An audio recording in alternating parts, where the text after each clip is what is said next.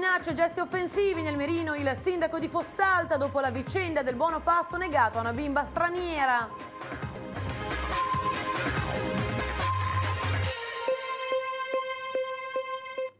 Buonasera, ben ritrovati con l'informazione del TG di Venezia Mestre. Andiamo a Fossalta di Piave, dove il sindaco si dice preoccupato e anche molto stressato. La vicenda che ha scatenato un polverone ha fatto il giro d'Italia legata alla mensa in una scuola, il buono pasto negato a una bimba di 4 anni straniera e servizio. Sono stato minacciato io e la mia famiglia ovviamente. Dopo la vicenda mensa, una serie di gesti minacciosi e offensivi nei confronti del sindaco di Fossalta di Piave, frasi, estranei, pacchi, regalo.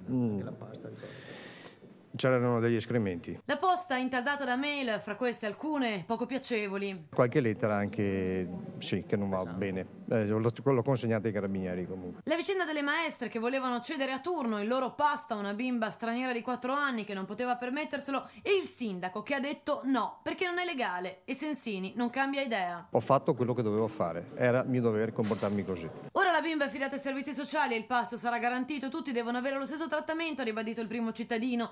La madre senegalese era stata informata o i servizi sociali, dice il sindaco, oppure il rientro a casa nell'ora di pranzo. Ognuno ha dei problemi diversi, ma la possibilità per tutti deve essere la stessa.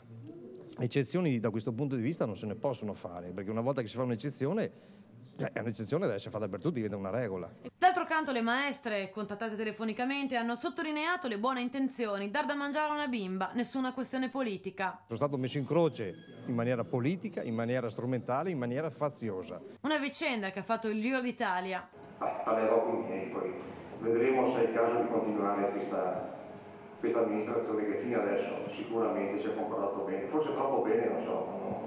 Intanto la preoccupazione deriva da gesti strani fra la minaccia e lo sfottò. Voi davanti al municipio che cosa ha trovato anche? L'altro giorno qui davanti c'era un vassoio con della pasta asciutta e con un messaggio, sindaco mangiati anche questa, una roba del genere. Nessuna misura speciale per ora, anche se... Diciamo che mi guardo attorno.